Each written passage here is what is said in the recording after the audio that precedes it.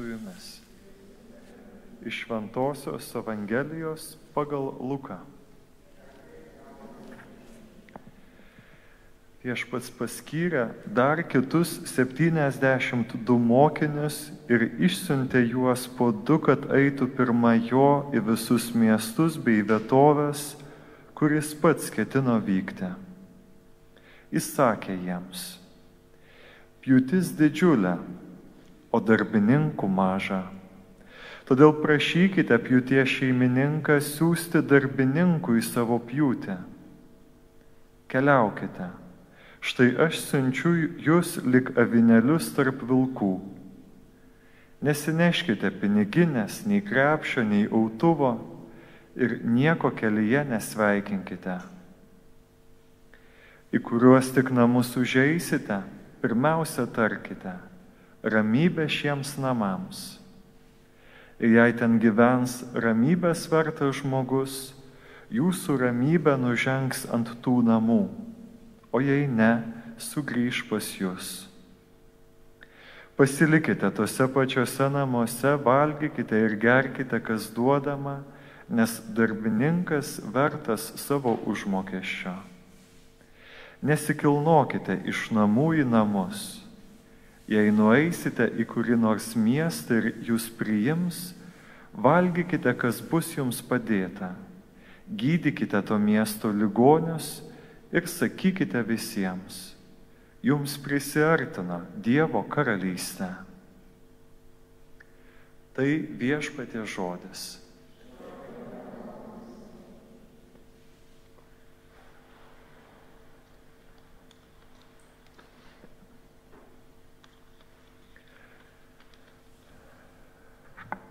Valandų liturgijos skaitinių valandoje šiandien turėjome progą skaityti Šventojo popiežiaus Grigaliaus komentarą, Didžiojo popiežiaus komentarą ką tik girdėtai Evangelijos ištraukai.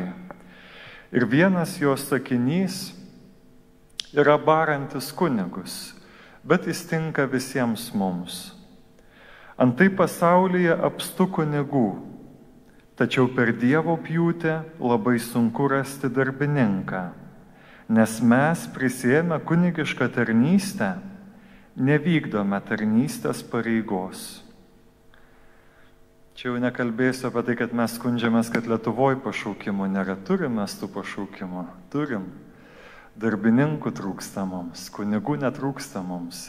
Galima būtų čia ir pasilikti, bet šiandien noriu, kad mes ne tiek baksnuotume pirštais į kunigus, kiek ir vėl prisimintume, kad nuo Krikšto dienos kiekvienas iš jūsų buvot pateptas krizmos aliejumi ir tuo buvot patepti būti taip pat kunigais. Nešti gerą kvapą, Kristaus kvapą į šį pasaulį, gerosios naujienos kvapą. Ir šiandienos Evangelijoje net 3 kartus paminėtas yra žodis darbininkas, graikiškai ergates. Naujajame testamente 16 kartų. Šiandien peržvelgiau visą kontekstą, kai šis žodis konkrečiai yra vartojamas Naujajame testamente – darbininkas. Visada kalbama apie samdomą darbininką, apie žemės ūkio darbininką, apie tą, kuris atlieka kažkokį veiksmą. Tai visada yra kažkoks aktas, kažkoks darimas kažko.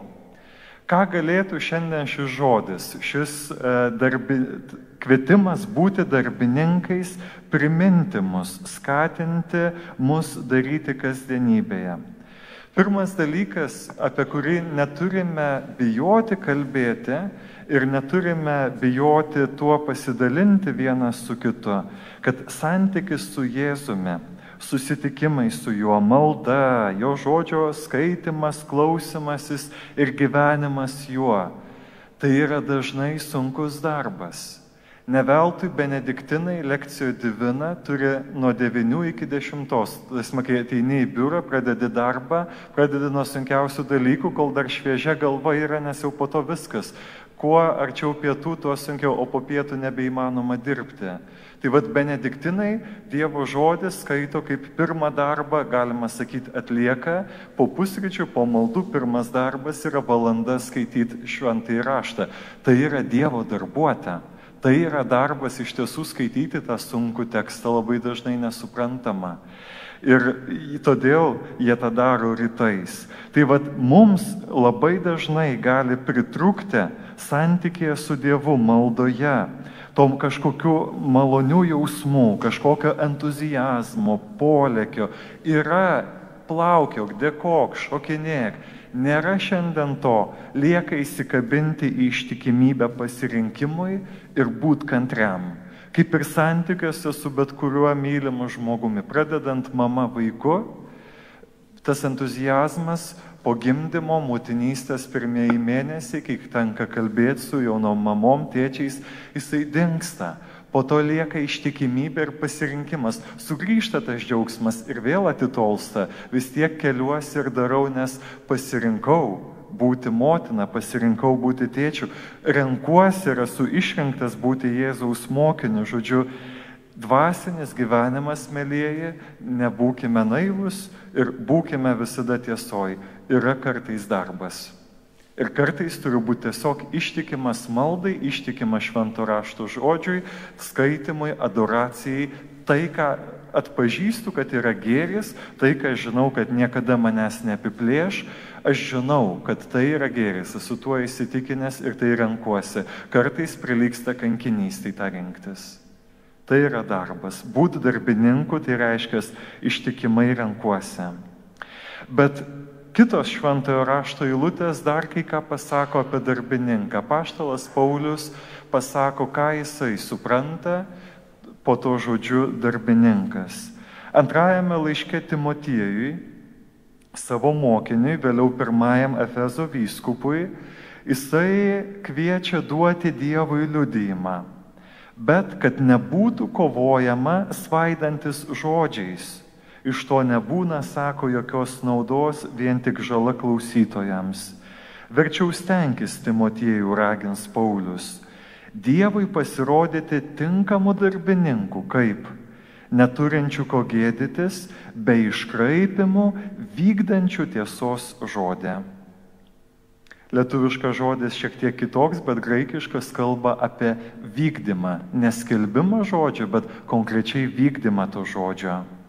Kitaip tariant, svarbiausia darbininkui, kad mano gyvenimas atitiktų Evangelijos tiesą. Paulius sako Timotiejui, nekovok dėl žodžių, dėl formuluočių. Jeigu žmogus nenori tikėti, jisai netikės, tu jam nieko neįrodysi, kad juoda tai yra juoda, o balta tai yra balta. Jeigu tikėjimas yra dovana, jeigu žmogus nėra atviras tai dovanai, tu gali ant galvos atsistoti, tu gali įrodinėti, tu gali argumentuoti ir tu nieko nepasiekti. Todėl Paulius sako Timotiejui, jaunam kunigui, neik į ginčius, nesivelk į tuos nesibaigiančius kažkokius diskursus. Bet kam jisai ragina? Savo gyvenimui tiesoje. Tad nekovok dėl žodžių, dėl formuluočių, bet kovok už gyvenimą tiesoje. Esate gundomi netyrumo, stenkitės gyventi tyrai. Klimpstate į pavydą, pasirinkite dėkingumą už gėrį, kurį patiria jūsų artimas. Nekalbėkime apie tai, kaip svarbu būti tyram, santūriam, pamaldžiam, bet darykite tai. Tai bus geriausias liudijimas, kad mes iš Dievo, kad esame jo darbininkai. Tai yra Pauliaus mintis. Visų pirma, gyvenk tuo. Ir jeigu reikės, tada tik tai kalbėk apie tai. O priešingų atveju laiške Filipiečiams Paulius apie tokius sako, sergikitės netikrų darbininkų.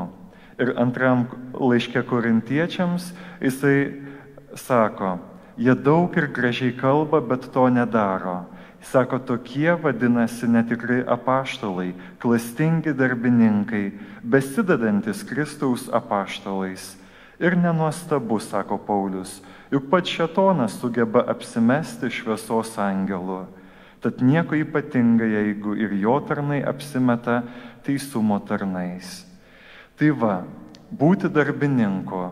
Iš vienos pusės ištikimybę renkuosi, bet iš kitos pusės, sako Paulius, ties būti darbininku neapsimetinėk Jėzaus mokinio, bet iš tiesų darbuokis, kad tavo gyvenimas, tavo pasirinkimai atitiktų tiesą, Evangelijos tiesą, Dievo tiesą. Ne tik kalbėk apie šviesą, bet gyvenk šviesą.